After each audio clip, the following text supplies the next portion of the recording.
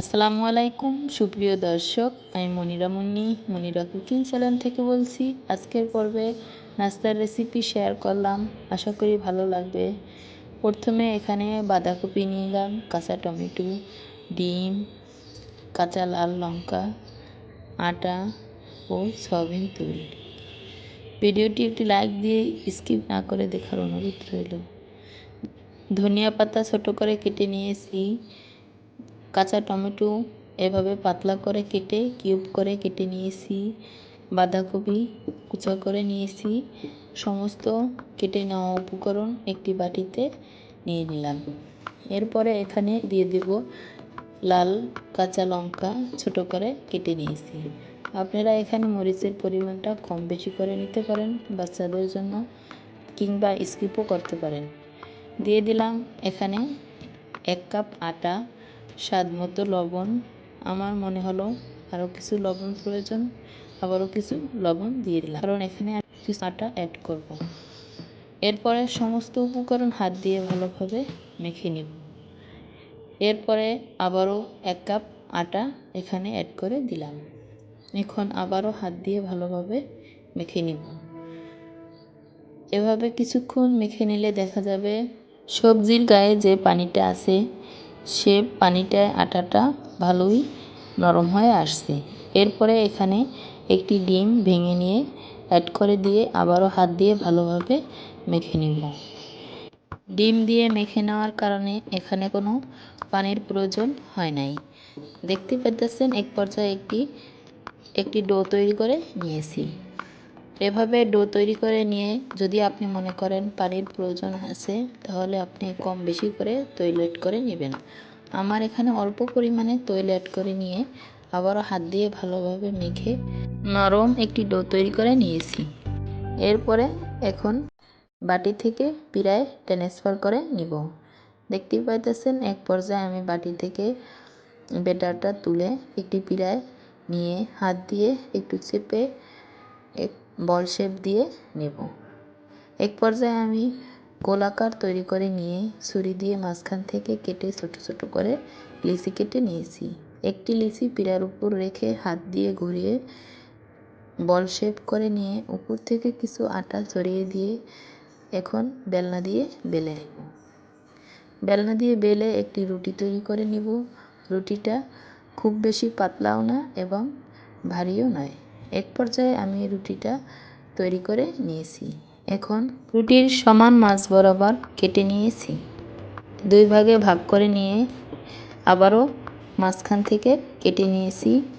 এরপরে দেখতেই পাইতেছেন হাত দিয়ে এভাবে উল্টিয়ে নিয়ে এক সাইড করে নিয়েছি। এখন একটি খণ্ডের উপর আরেকটি খণ্ড এভাবে একটু গ্যাপ রেখে দিয়ে দিব। এরপরে বাকি অর্ধেক পরিমাণকে 5 ভাগে ছোট ছোট করে কেটে নিব। দেখতে পাইতেছেন আমি এভাবে করে 5 ভাগে ভাগ করে নিব। প্রথমটা একটু সাইজে বড়, তারপরেরটা একটু ছোট, তারপরেরটা আরও একটু ছোট, এভাবে করে 5 ভাগে ভাগ করে নিব। এরপরে আবারও সেম আগের মতো একটি খণ্ডের উপর আরেকটি খণ্ড একটু গ্যাপ রেখে দিয়ে দেব। দেখতে পাইতেছেন আমি এভাবে করে সবগুলো একে একে দিয়ে দেব।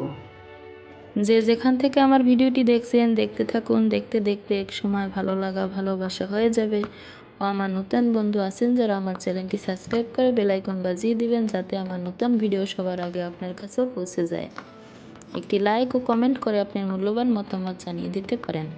আপনার একটি লাইক ও কমেন্ট আমাকে নতুন আরেকটি ভিডিও বানাতে উৎসাহিত করে।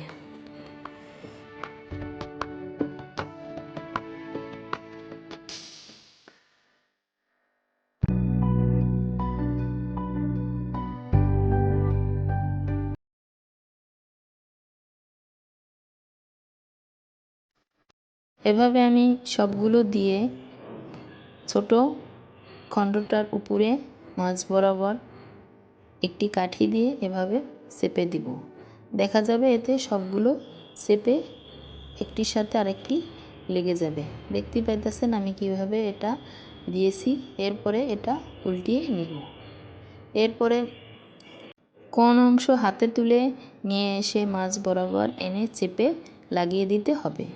এরপরে হাত দিয়ে একটু আঁকাবাঁকা হয়েছে সেটা ঠিক করে নিয়ে এভাবে হাত দিয়ে চেপে চেপে এখানে একটি কোণ তৈরি করে নিতে হবে। দেখতেই পাইতেছেন আমি এভাবে হাত দিয়ে চেপে কোণ তৈরি করে নিয়েছি এবং মাঝখান বরাবরও একটা কোণ তৈরি করে নিয়েছি। এ পর্যায়ে আমি এখানে একটি নাস্তা তৈরি করে নিয়েছি। এভাবে আমি সবগুলো তৈরি করে নিব। এখন আপনাদের দেখিয়ে দিলাম। দেখতেই পাইতেছেন কত সুন্দর একটি ডিজাইন তৈরি হয়েছে। এভাবে আমি সবগুলো এক পর্যায়ে তৈরি করে নিয়েছি। এখন চুলায় একটি প্যান বসিয়ে পর্যাপ্ত পরিমাণ তেল দিয়ে তেল গরম করে নিয়েছি। একে একে সবগুলো নাস্তা দিয়ে ভেজে নিব। দেখতেই পাইতেছেন আমি এখানে একসাথে 4টি নাস্তা দিয়ে দিয়েছি। তৈলের উপরে ফেনা ভেসে উঠেছে কারণ এখানে আমি আটা মেখে নেওয়ার সময় ডিম অ্যাড করেছি, এজন্য গরম তৈলে ফেনা তৈরি হয়েছে। এ পর্যায়ে আমি একটু নাড়াচাড়া করে জায়গাটা চেঞ্জ করে দিব। প্রথমে চুলার আঁচ হাই হিটে তৈল গরম করে নিয়েছি। এর পর্যায়ে সবগুলো নাস্তা তৈলে দিয়ে চুলার আঁচ হালকা টু মিডিয়াম আঁচে রেখে ভেজে নিতে হবে, নয়তো উপর থেকে কালার চলে আসবে, ভিতরে কাঁচা থেকে যাবে। আমার এখানে সময় লেগেছে ভেজে নেওয়ার জন্য মোট 8 থেকে 10 মিনিট। এরপরে সবগুলো এক পিঠ ভেজে অন্য পিঠ উল্টিয়ে নিয়ে ভেজে নিব। দেখতেই পাইতেছেন আমি এক পর্যায়ে সবগুলো একে একে উল্টিয়ে নিয়েছি। এখন অন্য পিঠ আবারও কিছুক্ষণ ভেজে নিব। এখন একটি স্টিনারে তুলে তৈলটা ঝরিয়ে নিব। যে যেখান থেকে ভিডিওটি দেখছেন ভালো থাকবেন, সুস্থ থাকবেন। আল্লাহ হাফেজ।